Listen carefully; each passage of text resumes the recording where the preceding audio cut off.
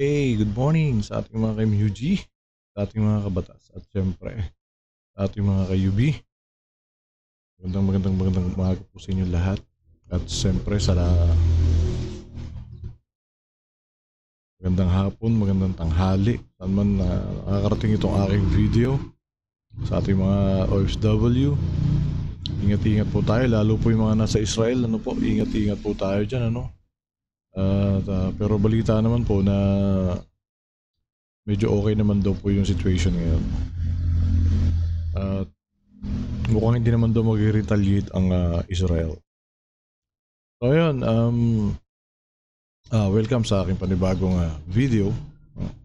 Aga ko nagising. Hindi na makatulog, so nakaisip ko na lang na mag-content. And nakita ko tong si Super DM, no? So, ang title niya is Rapitol po, abusado, pinataob ni Super DM ang makata ng bayan. Pinataob. Parang naalala ko yung pinataob din. So ayun, report daw ng report yung kanyang account. So nakadalawang strike na raw yung kanyang account. So ibig sabihin parang gusto siyang patahimikin ni Rapitulfo. Opo, kasi kinikriticize din niya nga dati. Pero nagbago to ng content. Nagbago siya ng content, pero I think napilitan uling kumontent kasi nire-report din lang naman siya. So ayun, banat ulit Super DM. So, panoorin natin. Balko na si Super DM, pwede mo naman kami hamunin ng boxing. Hindi yung ipaband mo kami sa YouTube. Traidor! Isang mapayapang araw po. Boxing talaga. Nangyaya ka. Pisikalan na yun, Super DM. Boxing talaga. Sa bayan kong Pilipinas, what's up mga tid? Kumusta kayong lahat mga kapatid? Welcome kayo dito sa Pambansang Makabayan YouTube channel. Ako pala ang kakambal ni Super DM. So ito pala si Super DM, ayaw niya na mag-content ng pagiging makabayan kasi ayaw niya na ma-discourage sa kanya si Ivana Alawi. So naintindihan ko naman siya, no? Kasi lahat... Kakambal? Totoo ba yun? O ano lang? Nitpick mo lang kami. Naman tayo ay umiibig. Sinabi niya sa akin na gusto niya maging professional vlogger na daw siya. Ayaw niya na makipag-away. Gusto niya yung content niya puro na lang love team. Gusto niya pakiligin na lang ang bayan kaysa makipag-away. Sana suportahan niyo pa rin yung kakambal ko. At dahil nag-resign na siya sa pagiging makata ng bayan, ako na lang ang papalit dito sa aking YouTube channel. Naway pakinggan nyo ang mga salita kong matalinaga katulad ng ating mga bayani na mandirigmang makata. Maging ako ay isinusuka ko ang ganitong kaguluhan sa social media, ngunit hindi ko pwedeng pabayaan ang bayan ko. Susubukan nating pumagitna upang bigyan. Buti pa to si Super DM, no? Bata pa pero makabayan na. And gusto niya mag-contribute din ng kanyang gusto niya i-share yung kanyang idea para maging maayos din yung ating bayan, no? Well, salud sa'yo sa dyan. Bigyang aral ang mga maling paniniwala.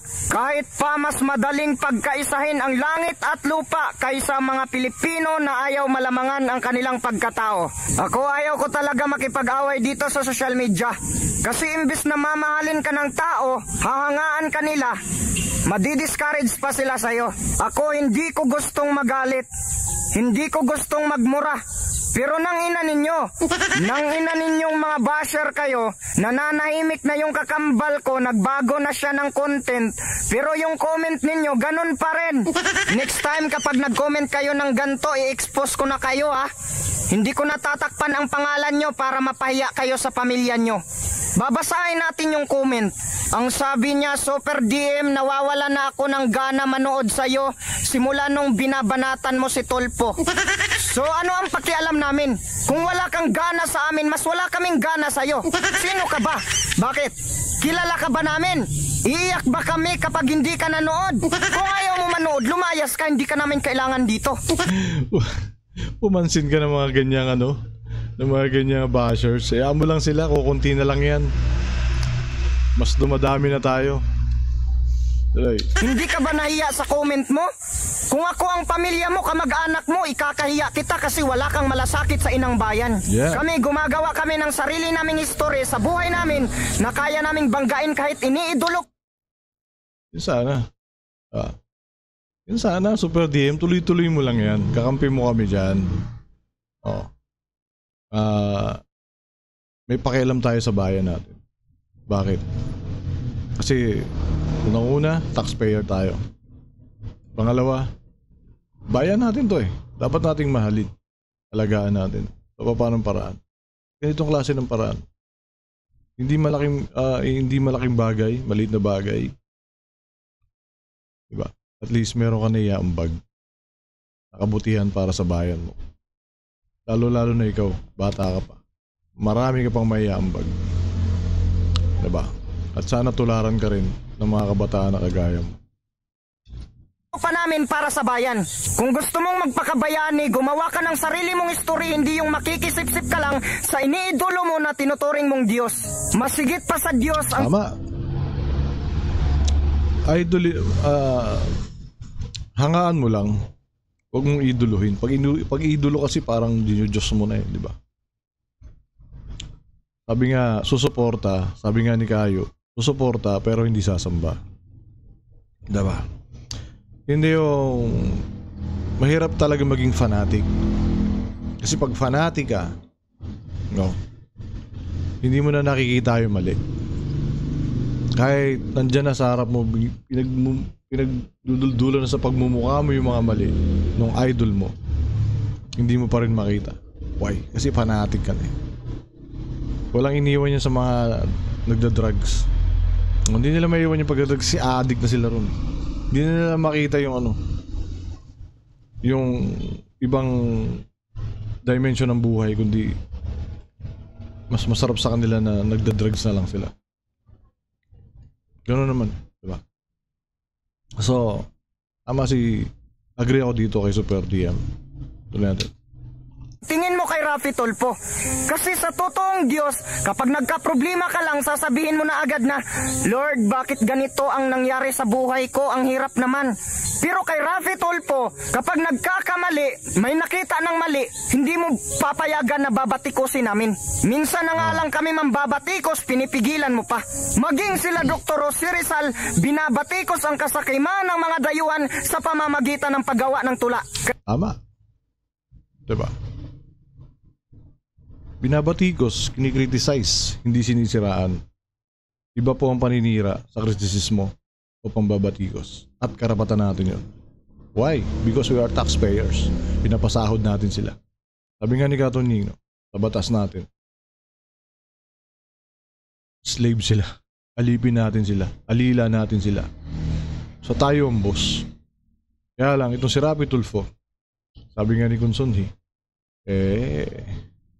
parang siya yung siya yung boss eh. Diba? Hindi siya servant eh. Diba? Tuloy natin. Kaya gusto ko lang sabihin sa iyo na hindi masama ang mambatikos kapag nasa tama. As long as na hindi ka nagsisinungaling at hindi ka naninira. Tama.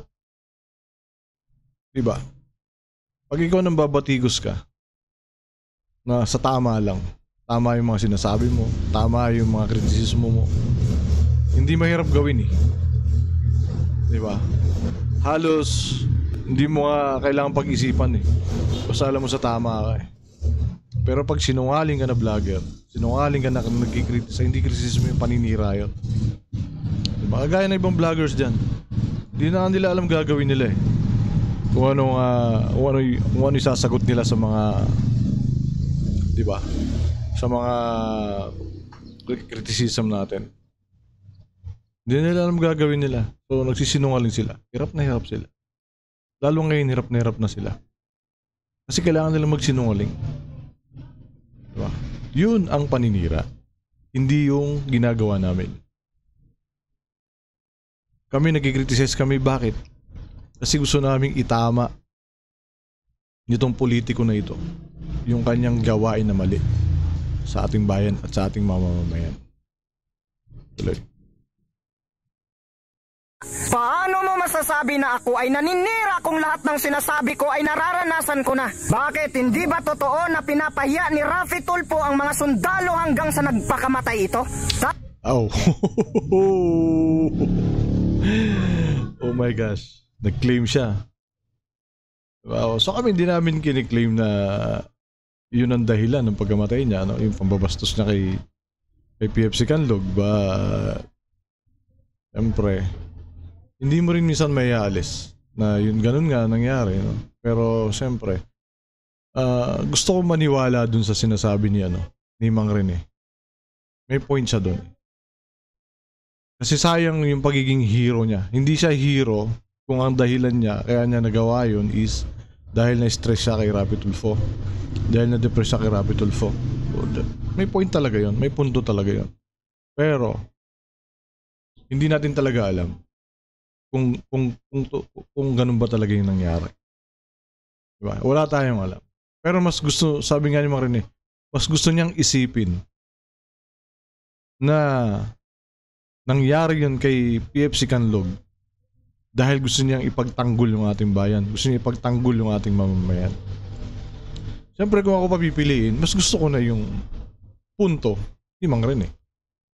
Kesa doon sa punto na nagawa niya yun dahil na-stress, na-depress si PFC Canlog dahil sa ginawang pambabastos, no? Pang-aalipusta ni Raffy Tulfo kay PFC Canlog. Diba? Tuloy natin.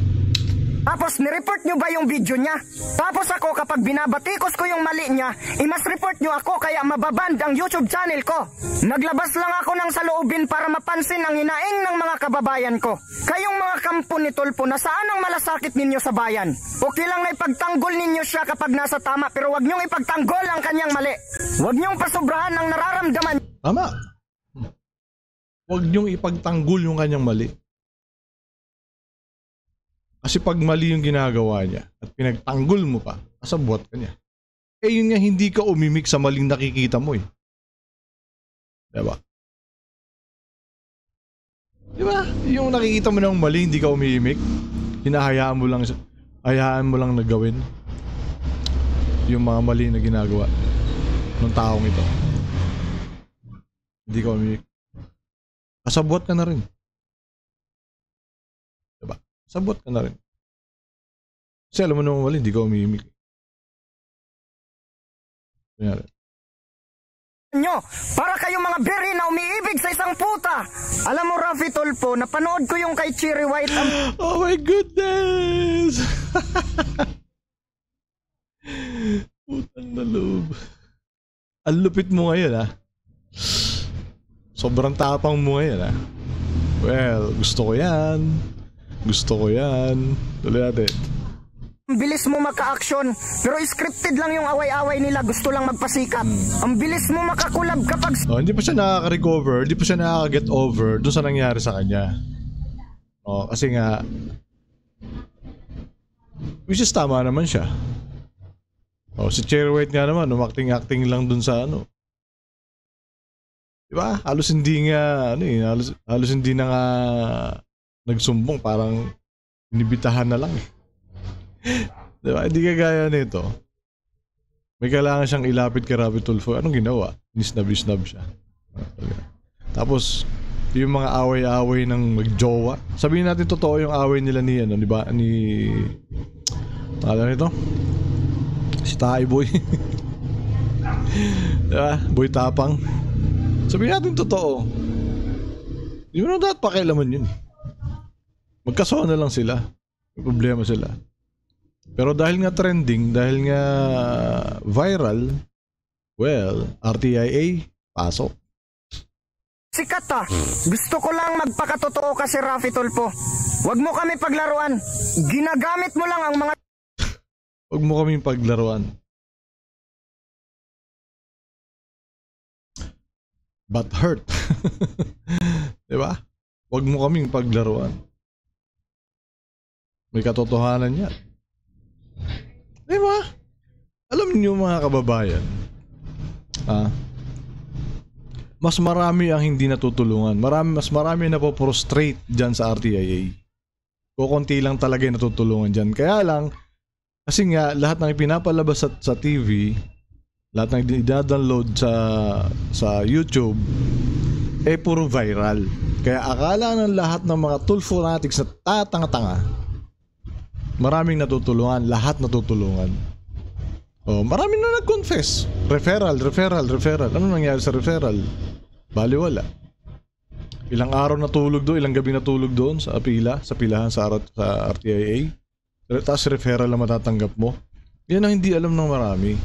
Hindi alam ng hindi alam ng mga hindi pa nakaranas na pumila sa RTIA. Diba? Kaya, ang katotohanan dyan, kukunti lang po ang natutulungan dyan. At nakatulong nga ba? Sino ba ang tunay na tulungan? Diba? Kayo ba? O si Rapi Tulfo ang natulungan? Pero sa akin, mas lamang na natulungan si Rapi Tulfo. Kayo ang tumulong, hindi siya ang tumulong sa inyo. Mga sikat na issue para bumango ang pangalan mo sa politika. Sana kausapin mo din kaming mga hindi kilala kapag pumasok sa opisina mo. Hindi man lang ako pinapahintay bago matapos ang biso-biso nila. Nabastos talaga ako doon hindi ako kinakausap sa opisina nila. Tapos ako pa ngayon ang i-report mo na bastos. Ni-report mo ako, nilagay mo doon sa report sa YouTube ko. Paano ka nakasure na sila yung nagano? Nakikita ba yun? Nakikita ba pag Tanong lang. Kasi hindi ko pa naranasang ma-report. Pero may mga video ako na ng RTIA na tawag nito, na copyright. No, pero hindi naman siya strike. Hindi siya strike eh. So pag na-strike ka ba, nakikita kung sino yung nagre-report. Hindi kagaya sa Facebook na pag ni-report ka hindi mo malalaman kung sino nag-report.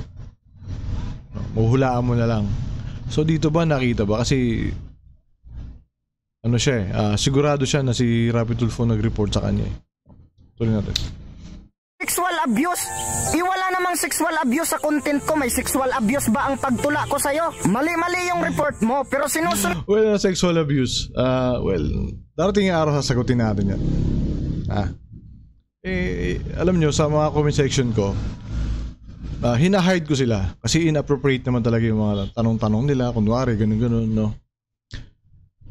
Well, sa mga ampalaya, darating tayo dyan.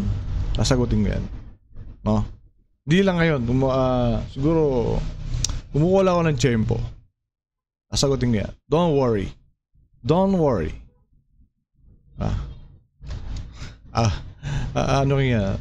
Hintay-hintay lang kayo. Okay, tuloy natin. ka pa rin Pati ba naman to? Kinakanan nyo ng ganun. My goodness. ni YouTube kasi mataas ang subscribers mo. Yung mga panatiko kasi mga bulag. Ayaw nila na batikusin ang mali mo. Ako panatiko mo rin ako, makikita mo naman yan sa mga dati kong video. Pero hindi ako magbulag-bulagan. Kakampi At least naging fan. Hindi siguro fanatiko kasi fan lang. No? Kasi kung fanatiko siya, hindi niya makikita yung mali. Yung mga fanatic kasi, kaya nga Tulfo fanatics. Kasi nga, hindi nyo nakita yung mali. So, nakakatawa na itong si Super DM, open-minded. Mukha tayo rito. dapat tayo ng mga taong bayan at hindi ng mga politikong makapangyarihan. Huwag nyo kalimutan noon pa man, politika na ang sumisira sa ating bayan. Kapag ganito ang palaging nangyayari. Well, dati na-explain ko na yan yung politics. Ang politika, sumasama talaga sa paningin ng mga tao. No? Kasi pag sabi, huwag ka dyan sa politika, marumi yan. Pero kasi pag wala tayong politika, hindi na kasi po pwede na walang mamumuno sa atin. Kasi pag walang namuno sa atin, magulo. Magulo yung bahay natin, magulo yung bansa natin. Diba? So kailangan talaga may mamumuno. So, para sa akin, hindi yung politika ang marumi. Ang marumi yung tao. Tama. Kasi yung politika nandyan yan. Nandyan lang yung politika eh. Yung tao. Yung tao ang marumi. Yung tao ang nagpaparumi sa politika. yung mga magnanakaw, yung mga vote buyers. Tatandaan nyo mga kababayan, mga ka-MUG, mga kamag. Pag ang kandidato namili ng boto, magnanakaw yan. Namuhunan ka eh. Diba? Alam ka namang hindi mo babawiin yun. Triple ang bawi niyan. At yan lang palagi ko sinasabi rito sa bayan ko. No? Na marami namang namulat din. Maraming namulat. Nanalo nga noon. Pero nakala, hindi na kasi marami pa silang ibang ginawa eh. Para manalo lang sila. Ganyan karumi ang mga tao. Mga politiko. Dito sa Bataan. Grabe. Grabe dito. Tuloy natin. Yari, para lamang tayong mga anay na sumisira sa sarili nating tahanan. Huh?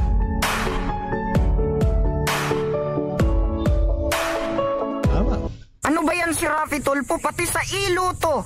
Ang ingay mo nung una tapos bandang huli, nananahimik ka. Gumagawa ka ng ingay tapos bandang huli, mananahimik ka. Para ka lang gumagawa ng gulo tapos tinakas. Oo nga naman. Nag-ingay, nag-grandstanding, and then after, nanahimik. The next hearing, akala mo maamong tupa. Anong nangyari doon? Ang dami nagtatanong. Kahit sa comment section ko, marami nagtatanong. Hindi relate yung tanong doon sa video ko, pero ang tinatanong na nasaan na raw yung hearing ng PCSO. Rafi Tulfo, paliwanag mo yan. San mo? Ano ba yan si Rafi Tulfo? Pinapareport mo yung YouTube ko. 2 strike agad, 1 strike na lang, mababan na ako sa YouTube. Tapos yung nireport mo pa, harassment and bullying, grabe, umiyak ka na agad. Umiyak ka na agad. Rafi Tulfo, iyakin ka raw. Oh my God. Lang yun ha. Tula lang yun, umiyak ka na. Tawa pa lang yun, tula lang yun. Anak, kasayring naway lubot si Rafi Tulfo, hinahatulan mo na kaagad ang YouTube channel ko? Huwag kang umatol at nang hindi mahatulan. Ang busis ng kataas-taasan ay aking iginagalang kasama ang mga tunay na anak ng bayan.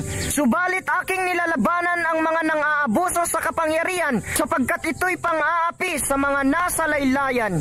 Masakit marinig ang katotohanan, ngunit ang pagmamalabis ay di pahihintulutan. Di ko nais na kayo'y saktan. Ang kakampi mo'y tinuturing kong kaibigan, subalit ang kakampi mo'y tinuturing akong kaaway. Mga kapatid, diba? Lagi niya sinasabi, diba? Nabanggit ko na to before. Lagi niya sinasabi yung mga pulis, diba? Pagka pinapagalitan yung mga pulis. Lagi niya sinasabi. Nakakaya niyo lang mga mahihirap eh. Subukan yung pasukin yung bahay ni General Bato, Senator Bato. Tingnan ko lang di kayo salubungin na Armalite. Pero ikaw, Rafi Tulfo, ano ka? Anong kaya mo? Yung mga maliliit na vloggers? Yun lang kaya mo? Oo, siguro ginanon mo si Kong Sunhee. Pero I think di ka ubra doon. Si Kong Sunhee. Di mo marespeto pa nga yung tao sa'yo eh. Diba? Di ka lang pinalagan. Subukan mo yung mga ibang yung mga ibang mayayaman din, kagaya mo. Yung mga nasa gobyerno rin na tao, kagaya mo. Diba? Di ka lang pinapatulan sa Senado. Ayan. mahirap paglabanin ang parehong makabayan. Subalit kung walang pagkakamali ay wala tayong matutunan. Ang dapat na gawin natin ay tanggapin natin ang ating pagkakamali. Subalit ang pagpapaban sa YouTube channel ay hindi gawain ng mga taong tumatanggap ng pagkakamali. Galing na. Mga tao nagpapaban sa YouTube ay hindi tumatanggap ng ulitin nga natin. Sa YouTube channel ay hindi gawain ng mga taong tumatanggap ng pagkakamali. Ang nagpapaban sa YouTube channel ay hindi marunong tumanggap ng pagkakamali. E di ganun din pag nagdidemanda ng mga small vlogger na nag-criticize. Diba? Ang politiko nagdidemanda sa mga small vlogger na nagki-criticize, nagsasabi ng katotohanan ay hindi marunong tumanggap ng katotohanan, ng pagkakamali. Okay.